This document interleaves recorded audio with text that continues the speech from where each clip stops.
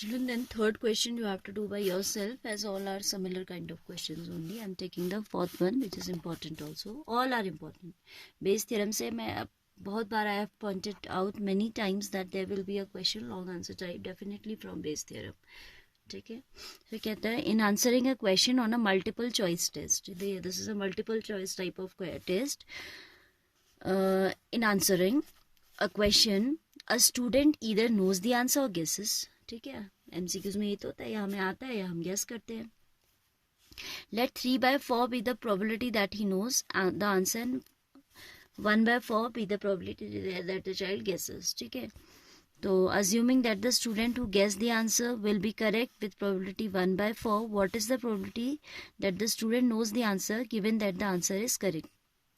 Answer correct है, ये given है, आपको कॉज पे वापस जाना है. So Bayes theorem is applicable definitely. ठीक है, इवेंट्स डिफाइन कर लेते हैं. Children, I am making ray diagrams ना, अगर आप नहीं भी बनाएंगे it's not required. I am just making in order to explain. Initially थोड़ा आपको आइडिया आ जाए, otherwise it's not required, but it is required definitely to write all the hypothesis कि आपने इवन किसको लिया, E2 किसको लिया, ए किसको लिया. लाइक इन प्रीवियस क्वेश्चन मैंने आर यहाँ पे फिगर में तो दिखाया,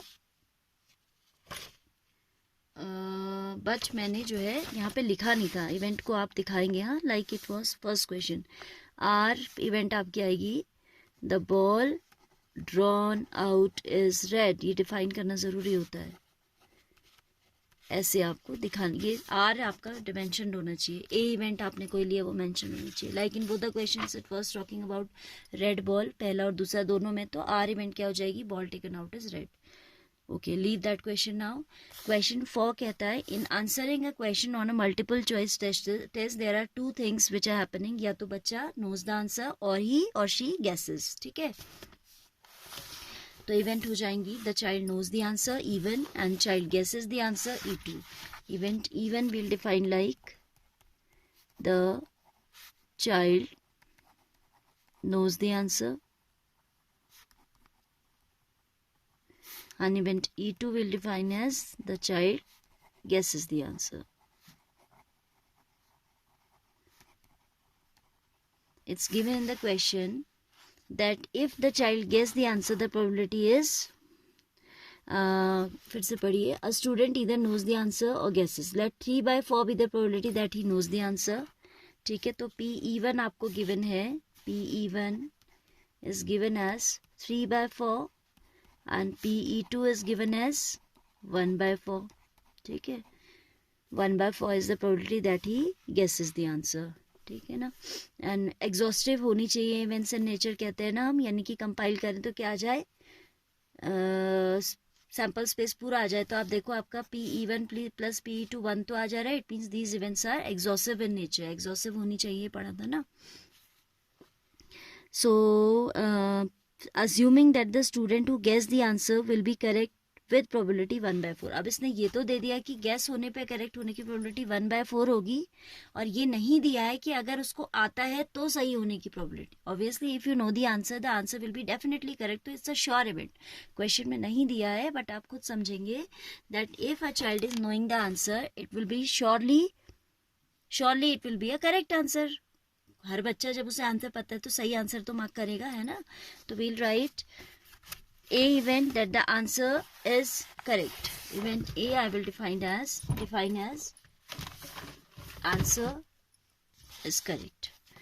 Event A मैं क्या define करूँगी, the answer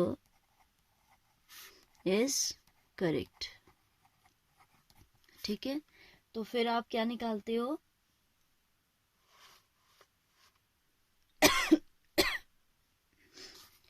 PA upon even and आप निकालते हो PA upon E2. PA upon even का मतलब हो गया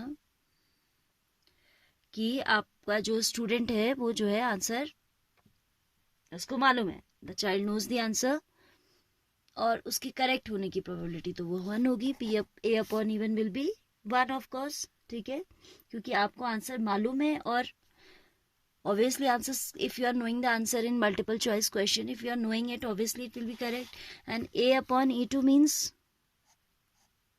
हम ये मान रहे हैं कि बच्चा आंसर को गेस कर रहा है, तो ये इवेंट आप लेके चल रहे हो तो ये नीचे आएगी P A upon E two, and उसका आंसर ठीक होने की probability that is given in the question, assuming that the student who guess the answer will be correct with probability 1/4, तो ये probability आपको 1/4 दी है, ठीक है। अब आपने cause पे वापस जाना है कि भाई आंसर तो बच्चे ने सही दिया है, what is the probability that the student knows the answer given that the answer is correct, it's given that the answer is correct, ठीक है। तो आपको निकालना है P, आंसर इज करेक्ट तो नीचे आ जाएगा, ही नोज द आंसर कौन सी इवेंट थी, E1 इवेंट थी, तो आपको निकालना है P E1 अपॉन ए, ठीक है। तो P E1 upon A you have to find out, it will be P E1, P A base theorem, P A upon E1, you'll write by base theorem we have this, P E1 P A upon E1 plus P E2 P A upon E2, ठीक है। आप cos पे वापस जा रहे हैं ना, तो आप ये करेंगे, ठीक है। रे डायग्राम से भी करेंगे तो कोई डिफिकल्टी नहीं है, जैसे आप करना चाहें, बट इवेंट ज़रूर डिफाइन कीजिएगा। Even knows the answer, E2 guess the answer, then फिर यहाँ आपका आ जाएगा event A, that answer is correct, answer is correct, ठीक है। तो आप फिर यहाँ लिखेंगे P A upon even, and यहाँ लिखेंगे P A upon E2। यहाँ क्या था, event even is taking place, and यहाँ क्या था E2, यानी कि knows the answer, एंड यहाँ पे आ जाएगा गेसेस, ठीक है। जैसे आपको ठीक लगे, using day diagram, if you find it convenient you can do like that also, but ये इवेंट जरूर डिफाइन करना बेटा, इस स्टेप के मार्क्स होते हैं। ये 3 आपकी डिफाइंड है तो 1 नंबर पक्का out of 4। If you have correctly define the hypothesis out of 4 you will be definitely getting 1 mark, ठीक है। अब इनकी वैल्यू रखिए, तो P even is 3/4, A upon even is 1 upon 3/4 into 1 plus 1/4 into P2 is 1/4, P upon E2 is also 1/4. This is 3/4 to be divided by 3/4 plus 1/16. This is equal to 9/16. 9 plus 1, 10/16. So this is 3/4 upon 10/16. This is 4 4s are 16, 3 4s are 12.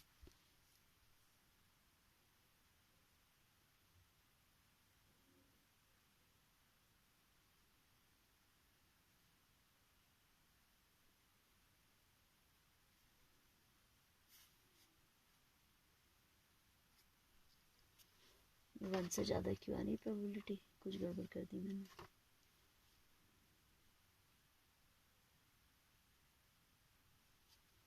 LCM दोबारा लेती हूँ, probability can not be more than 1 ना, so it is 3/4, there must be some mistake. 3/4 16 they have the LCM, 4 4s are 16, 4 3s are 12 आएगा, यहाँ पे LCM लेने में कुछ गड़बड़ हो रहा था। 16 1s are 16 plus 1 13, so it will be 3/4 into 16/13, ठीक है, रेसिप्रोकल कर दिया हमने। This will be 4 4s are 16, 3 4s are 12/13 is the probability, ठीक है। Means the answer is correct, probability that he was knowing the answer, तो वो probability आपकी कितनी आ रही, 12/13, ठीक है। प्रोबेबिलिटी का आंसर बेटा कभी भी 1 से ज़्यादा नहीं आना चाहिए। It was happening here, I made a mistake while taking LCM, तो वो थोड़ा गलत आ रहा था, ठीक है। तो बी केयरफुल, थोड़ा सा अवेयर भी रहना, आप अपनी गलतियाँ खुद ही पकड़ लेते हैं, राइट।